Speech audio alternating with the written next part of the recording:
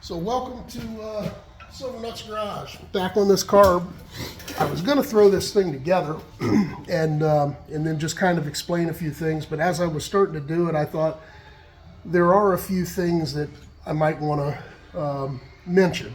One thing is buy a couple manuals so you can see how all the parts go back on, and take some pictures. That's really handy.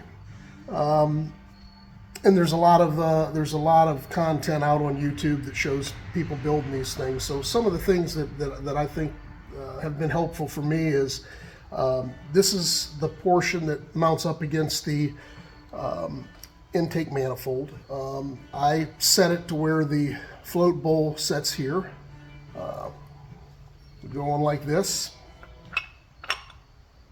All right, so I take that, I set that with the float bowl toward me, and when I put in the throttle shaft, which is here, which now, as you can see, I can move with my fingers. That's the part that I had to flatten this out to be able to get it to move. It's moving real nice now.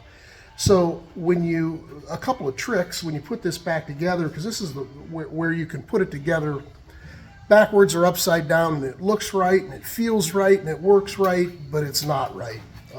So one of the things that helps out is this throttle shaft looks a little bit like this intake air shaft, in that there's a couple of it's etched out to where the head of the screw sets on that flat, your washer, your lock washer. So when you put this throttle shaft in, you put it in to where those flats are to the left-hand side.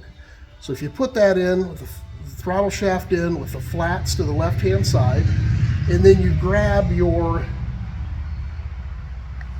actual throttle disc, if you can see that number there, there's a stamping that's the size of the disc, and if you grab that disc with your right hand and you put your thumb on the number, that's how you slide it in. And the reason you want to slide it in that way is that there is a very slight bevel on this side, actually all the way around, to where when you close this, the bevel sets flat against this inside diameter of the carburetor.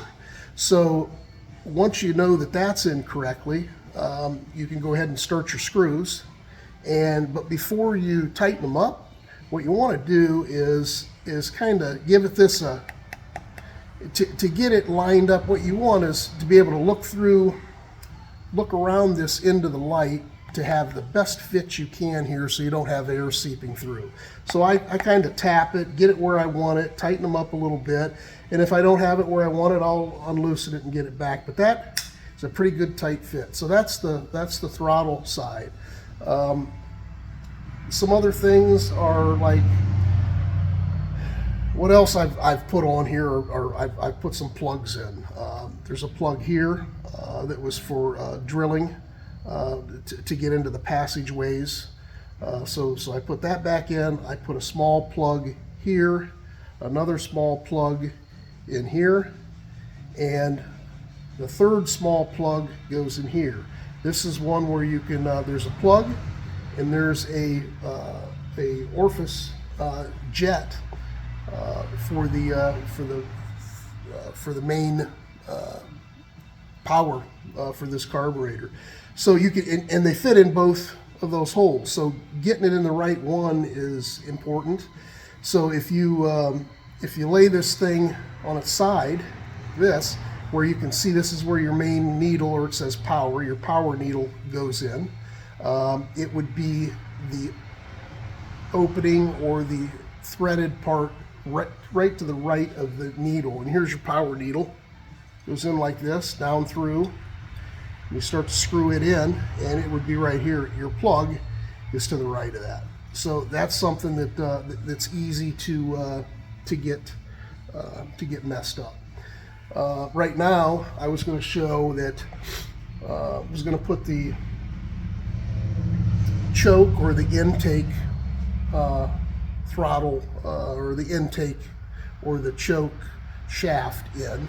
And how I remember to do that is I'll keep this float bowl toward me, and I will take this, I'll put it toward you, and I've been using this, and someone can comment if you know. This is silicone paste. I like it because it lubricates. It does prevent oxidation. You can use this stuff on metal, plastic, rubber, won't affect anything. So it's kind of an all-around kind of good lubricant.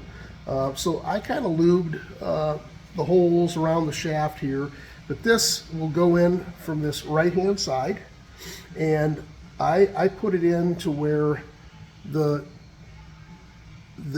recessed areas for the screws to go in are facing up, and I'll go in this, it'll come out this side, and here's kind of the it takes a little bit of time, and it's easy to lose a ball. There's a small spring that drops in this hole, and then on top of that spring sets a small BB, little ball. So what I'll do is I'll take a little bit of paste, some silicone paste, and I'll put a little bit in that spring in that hole there. And what that'll do is help hold that ball right there that is now sitting on top of that spring. What that ball's for is we have a bunch of indents. That's different choke or intake air adjustments, and we've got a little D-shaped cutout in this and in this, and the D-shaped cutout is right here at the bottom. But what we want to do is we have to get that all put together to get the nut on without springing the ball out, and I've already lost one today. Luckily I had an extra one.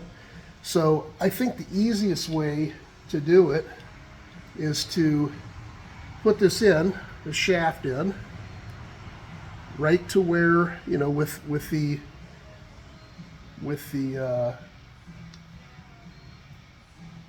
where I can see where the screws would go in to those flats. And what I'm going to do, and on this, these are easy to flip around too. I don't know if you can see it, but there's a little indented zero, I guess. I'm not sure what it looks like a zero or an O. That will be on the outside. And what I was going to do is put that D. Let's see here.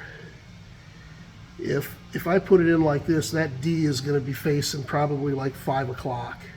So this D, I'm going to line up at 5 o'clock, and I'm going to take this and I'm going to set on top of the ball,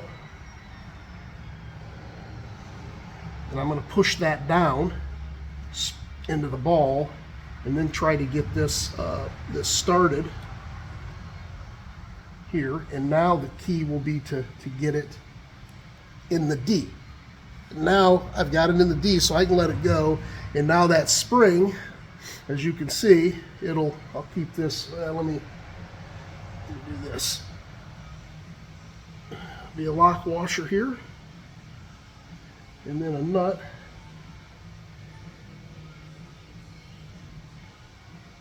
Let me get this nut started.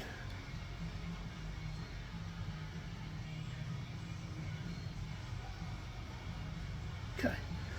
So what will happen is now that ball, you can see I've got like from completely open, there's 1, 2, 3, 4 clicks, 4 position settings, and each position setting is nothing more than that spring and that ball falling in one of these indents. So that's how you set that up. This was very loose, so what I did was I put that in it was wiggling, and it's just it's pressed on there. So what I did was put it in a vise, got a punch, boom, boom, boom, punch that to where it's tight, and now that's in. So Then what I'll do is next would be to put this piece in here, which is the choke flap. So those are just a couple things that I would do that'll make your life a little bit easier. There's another spring that drops in here with another ball for your idle screw, and that goes in similar the same way as this, except you've got to kind of push that in and fight it a little more. So anyhow, a lot of videos out there going over this. Those are a couple key things that might help you a little bit, sure help me. So if you're not subscribed, appreciate it if you would. I think we have maybe three people now, 4. I think there's more than that, but it's pretty cool that anybody would want to subscribe. So subscribe, man. You get to see me making fun of Jones, and we'll hopefully wish him well on that pot that he's working on. And slap the shit out of that monkey, smash that bug, pat that poodle bug. Appreciate it. See ya.